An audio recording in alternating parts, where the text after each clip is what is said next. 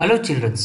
Pair of linear equation in two variables ಅಧ್ಯಾಯದಲ್ಲಿ solve by graphical method 2x plus y minus 8 equals 0 and x plus y equals 5 ಎರಡು ಚರಾಕ್ಷರಗಳಿರುವ ರೇಖಾತ್ಮಕ ಸಮೀಕರಣಗಳ ಜೋಡಿಗಳು ಅಧ್ಯಾಯದಲ್ಲಿ ನಕ್ಷೆಯ ಸಹಾಯದಿಂದ ಬಿಡಿಸಿ ಅಂತೇಳಿ 4 ಅಂಕದ ಪ್ರಶ್ನೆಗಳಿರುತ್ತೆ.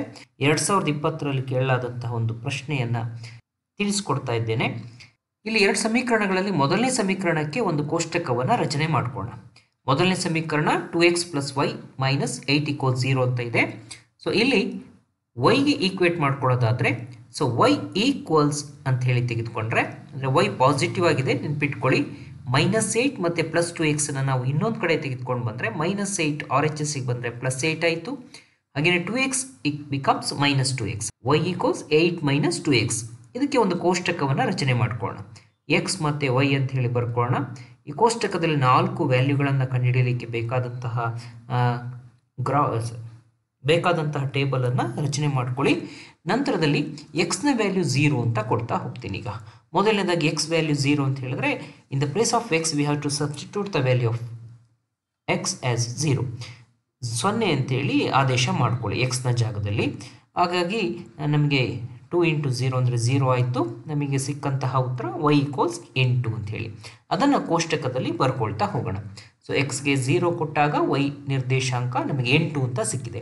ಅದೇ ರೀತಿ yಗೆ ನಾವು 0ಯನ್ನು ಕೊಡೋಣ. ಸೊ yನ ಜಾಗದಲ್ಲಿ 0ಯನ್ನು ಕೊಟ್ಟಾಗ ಸಮೀಕರಣದಲ್ಲಿ ಈ ವೇರಿಯೇಬಲ್ y ಎಲ್ಲಿದೆ ಈ ಜಾಗದಲ್ಲಿ ನಾನು 0ಯನ್ನು ಬರ್ಕೊಂಡಿದ್ದೇನೆ ಮತ್ತು 8 - 2x ಎಕ್ಸ್ನ ಹಾಗೆ ಉಳಿಸ್ಕೊಳ್ಳೋಣ. ಈಗ ನಮಗೆ -2x ಅನ್ನು LHSಗೆ ತೆಗೆದುಕೊಂಡು ಬಂದರೆ +2x ಆಯಿತು ಈಕ್ವಲ್ಸ್ 8 ಅಂತ ಇದೆ.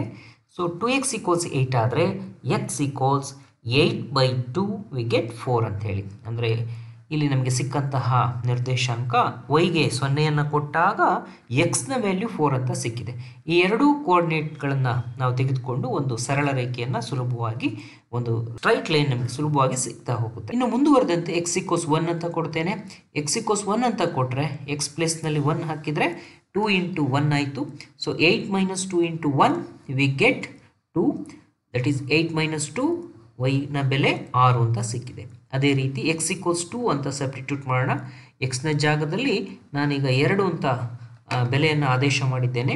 8 - 2 2 4 8ರಲ್ಲಿ 4 ಹೋದರೆ 4 ಉಳಿತು. ಹಾಗಾಗಿ 2ಕ್ಕೆ ನಮಗೆ 4 yನ ವ್ಯಾಲ್ಯೂ ಸಿಕ್ಕಿದೆ. ಈ 4 ನಿರ್ದೇಶಾಂಕ ಬಿಂದುಗಳಿಂದ ಒಂದು ಸರಳ ರೇಖೆಯನ್ನು ಸುಲಭವಾಗಿ ರಚನೆ ಮಾಡ್ಬೋದು. ಹಾಗೆಯೇ ಇನ್ನೊಂದು ಸಮೀಕರಣಕ್ಕೂ ಕೂಡ ಟೇಬಲನ್ನು ಬರ್ಕೊಳ್ಳೋಣ. ಸೊ ಟೇಬಲ್ ಬರ್ಕೊಂಡು ಅದಕ್ಕೆ ವ್ಯಾಲ್ಯೂಗಳನ್ನು ಕೊಡ್ತಾ ಹೋಗೋಣ. x equals 0. ಸೊ ಮೊದಲನೇದಾಗಿ ಎಕ್ಸ್ನ ವ್ಯಾಲ್ಯೂ 0 ಅಂತ ಕೊಡ್ತಾ ಇದ್ದೀನಿ. therefore y equals 5 - x. ಇಲ್ಲೂ ಸಹಿತ ನಾನು x + y = 5 ಅನ್ನು yಗೆ ಈಕ್ವೇಟ್ ಮಾಡ್ಕೊಂಡಿದ್ದೀವಿ, yಗೆ ಸಮ ಮಾಡ್ಕೊಂಡಿದ್ದೀವಿ.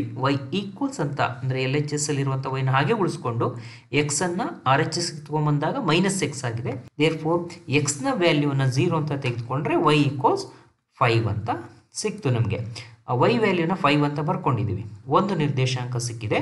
ನೆಕ್ಸ್ಟ್ y ಈಕ್ವಲ್ಸ್ 0 ಕೊಡೋಣ. ಇದೇ ಸಮೀಕರಣದಲ್ಲಿ ಬಹಳ ಸುಲಭವಾಗಿ ವ್ಯಾಲ್ಯೂ ಸಿಗ್ತಾ ಹೋಗುತ್ತೆ. ಹಾಗಾಗಿ y ಈಕ್ವಲ್ಸ್ 0 ಕೊಟ್ಟರೆ 5 - x ಎಕ್ಸ್ನ ಹಾಗೆ ಉಳಿಸ್ಕೊಂಡಿದ್ದೇವೆ. yಗೆ ಬೆಲೆ 0.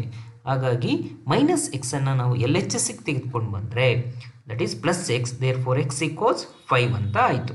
ಸೊ ಈ ಎರಡು ಕೋಆರ್ಡಿನೇಟ್ ವ್ಯಾಲ್ಯೂಗಳಿಂದ ಒಂದು ಸರಳ ರೇಖೆಯನ್ನು ಸುಲಭವಾಗಿ ರಚನೆ ಮಾಡ್ಬೋದು. ಸೊ ಮುಂದುವರೆದಂತೆ x ಈಕ್ವಲ್ಸ್ 1 ಅಂತ ಕೊಡ್ತೀನಿ. y ಈಕ್ವಲ್ಸ್ ಏನಾಯಿತು 5 - 1 ವಿ ಗೆಟ್ 4. y ಈಕ್ವಲ್ಸ್ 4 ಅಂತೇಳಿ. ಹಾಗೆಯೇ x ಈಕ್ವಲ್ಸ್ 2 ಅಂತ ಕೊಡ್ತಾ ಇದ್ದೀನಿ. x ಈಕ್ವಲ್ಸ್ 2 ಅಂತ ಹೇಳಿದರೆ ಎಕ್ಸ್ನ ಜಾಗದಲ್ಲಿ 2ನ್ನು ಆದೇಶ ಮಾಡಿದ್ರೆ 5ರಲ್ಲಿ 2 ಕಳೆದ್ರೆ 3. So y equals 3. ಹಾಗೆಯೇ ಮುಂದುವರೆದಂತೆ x ಈಕ್ವಲ್ಸ್ 3 ಅಂತ ಕೊಡೋಣ. y ಈಕ್ವಲ್ಸ್ 5 - 3 ಎಕ್ಸ್ನ ಜಾಗದಲ್ಲಿ 3ಅನ್ನು ಬರೆದು 5ರಲ್ಲಿ 3ಅನ್ನು ಕಳೆದ್ರೆ ನಮಗೆ ಸಿಕ್ಕಂಥ ವ್ಯಾಲ್ಯೂ y ಈಕ್ವಲ್ಸ್ 2 ಅಂತ ಹೇಳಿ. ಈ ರೀತಿಯಾಗಿ ನಮಗೆ ಸಮೀಕರಣಗಳಿಗೆ ಸಂಬಂಧಿಸಿದಂತಹ 2 ಕೋಷ್ಟಕಗಳು ಸಿಕ್ಕಿದೆ. ಮೊದಲನೇ ಕೋಷ್ಟಕದ ವ್ಯಾಲ್ಯೂ ಹೀಗಿತ್ತು ಮತ್ತು ಎರಡನೇ ಕೋಷ್ಟಕದ ಬೆಲೆಗಳು ಹೀಗಿದೆ. ಎರಡರಲ್ಲೂ ಕೂಡ ಇರುವಂತಹ ಕಾಮನ್ ವ್ಯಾಲ್ಯೂ 3 2 ಅಂತ ಹೇಳಿ. ಎಕ್ಸ್ನ ಬೆಲೆ 3, ವೈನ ಬೆಲೆ 2. ಇಲ್ಲೂ ಸಹಿತ ಎಕ್ಸ್ನ ಬೆಲೆ 3ಅನ್ನು ಕೊಟ್ಟಾಗ ವೈನ ಬೆಲೆ ಕೂಡ 2 ಬಂದಿದೆ.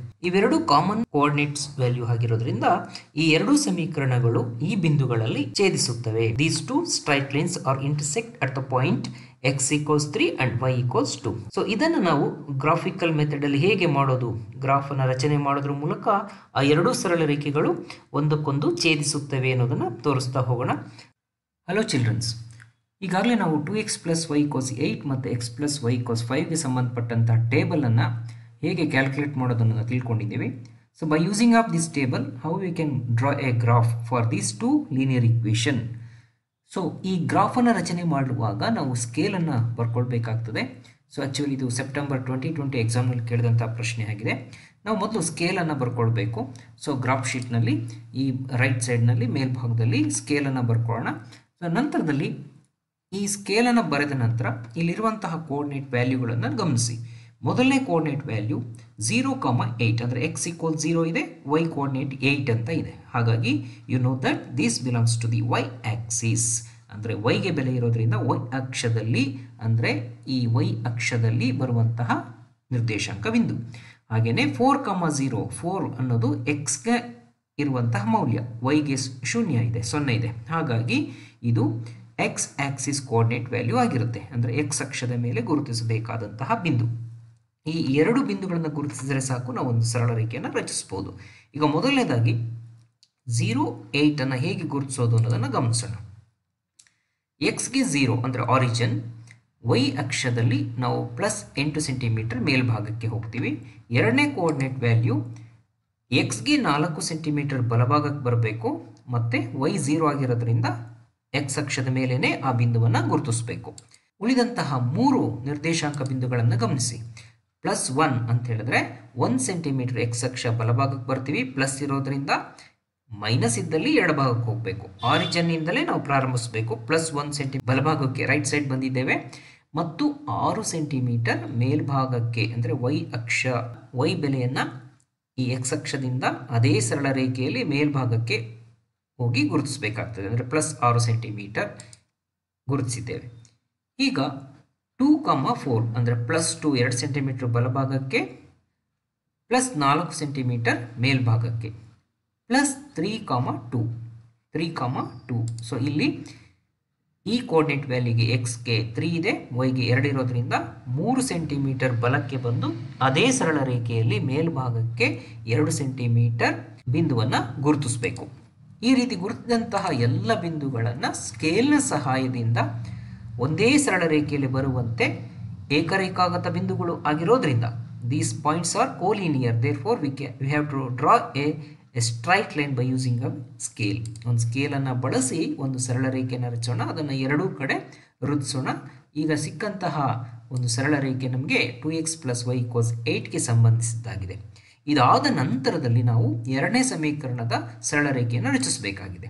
ಸೊ ಎರಡನೇ ಸಮೀಕರಣದ ಸರಳ ರೇಖೆ ಅಂತ ಹೇಳಿದ್ರೆ ಮೊದಲನೇ ಕೋಆರ್ಡಿನೇಟ್ ವ್ಯಾಲ್ಯೂ ವೈ ಅಕ್ಷದ ಮೇಲೆ ಬರುವಂಥದ್ದು, y +5 ಇರೋದ್ರಿಂದ, ಎಕ್ಸ್ಗೆ 0 ಇರೋದ್ರಿಂದ ವೈ ಅಕ್ಷದಲ್ಲಿ, ಅಂದರೆ this coordinate value belongs to y axis. ಅಂದರೆ ಈಗ 0 ಇಂದ +5 ಮೇಲ್ಗಡೆ ಹೋಗಿ 5 ಸೆಂಟಿಮೀಟರ್ನಲ್ಲಿ ಬಿಂದು ಗುರುತಿಸ್ಕೊಳ್ಳಿ.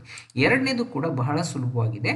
ಎಕ್ಸ್ಗೆ 5 ಇದೆ, ವೈಗೆ 0 ಇದೆ. ಹಾಗಾಗಿ ಇದು ಎಕ್ಸ್ ಅಕ್ಷದ ಮೇಲೆ ಬರುವಂತಹ ನಿರ್ದೇಶಾಂಕ ಬಿಂದು. ಅಂದರೆ +5 ಸೆಂಟಿಮೀಟರ್ ನಾವು ಮುಂದಕ್ಕೆ ಹೋಗಬೇಕಾಗುತ್ತೆ. ಹಾಗಾಗಿ ಇಲ್ಲಿ 5 ಸೆಂಟಿಮೀಟರ್ ಇಲ್ಲಿದೆ, ಇಲ್ಲಿಗೆ ಬಿಂದುವನ್ನು ಗುರುತಿಸ್ಕೊಳ್ಳೋಣ.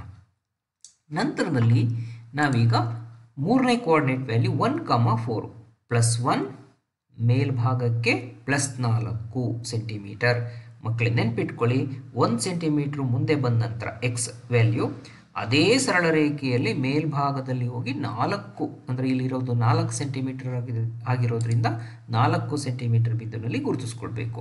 ನಂತರ 4ನೇ ಕೋಆರ್ಡಿನೇಟ್ ವ್ಯಾಲ್ಯೂ ನಿರ್ದೇಶಾಂಕ ಬಿಂದು 2,3 ಇದೆ, +2 +3 3 ಸೆಂಟಿಮೀಟರ್ ಮೇಲಕ್ಕೆ ಹೋಗಿದ್ದೀವಿ. ಅದಾದ ನಂತರ +3 +2 +3 +2 ಈ ಎಲ್ಲ ಬಿಂದುಗಳನ್ನು ಒಳಗೊಂಡಂತೆ ಒಂದು ಸರಳ ರೇಖೆಯನ್ನು ರಚಿಸಬೇಕಾಗಿದೆ. So all the points lies on a single line. So ಈಗ ನಮಗೆ x + y = 5ಗೆ ಸಂಬಂಧಿಸಿದಂತಹ ಸ್ಟ್ರೈಟ್ ಲೈನ್, 2x + y = 8ಗೆ ಸಂಬಂಧಿಸಿದಂತಹ ಸ್ಟ್ರೈಟ್ ಲೈನ್ ಎರಡೂ ಕೂಡ ಇದೆ ಸರಳ ರೇಖೆಗಳು. ಈ ಎರಡೂ ಸರಳ ರೇಖೆಗಳು ಛೇದಿಸಿರುವಂತಹ ಬಿಂದು ಎಕ್ಸ್ಗೆ 3 ಸೆಂಟಿಮೀಟರ್ ಮುಂದಕ್ಕೆ ಬಂದಿದೆ, ಎಕ್ಸ್ ಅಕ್ಷದಲ್ಲಿ ಮೇಲ್ಭಾಗಕ್ಕೆ 2. ಹಾಗಾಗಿ this is the solution of these two linear pair of equations. ಇದೊಂದು ಅನನ್ಯ ಪರಿಹಾರ ಅಂತ ಕರಿತೀವಿ. ಇದನ್ನು ಪಿ ಬಿಂದುವಿನಿಂದ ಗುರುತಿಸಿ ನಂತರದಲ್ಲಿ ಪಿ 3, 2 x = 3 y = 2 ಅಂಥೇಳಿ ನಾವು ಪರಿಹಾರವನ್ನು ಈ ರೀತಿ ಉತ್ತರವನ್ನು ಬರೀಬೇಕಾಗ್ತದೆ. So 3, 2 is the solution of these two linear equations. It is also a unique solution. ಇದೊಂದು ಅನನ್ಯ ಪರಿಹಾರ. ಈ ರೀತಿಯಾಗಿ ಈ ಸಮೀಕರಣದ ಗ್ರಾಫನ್ನು ನೀವು ರಚಿಸಬೇಕಾಗುತ್ತೆ ಮಕ್ಕಳೇ.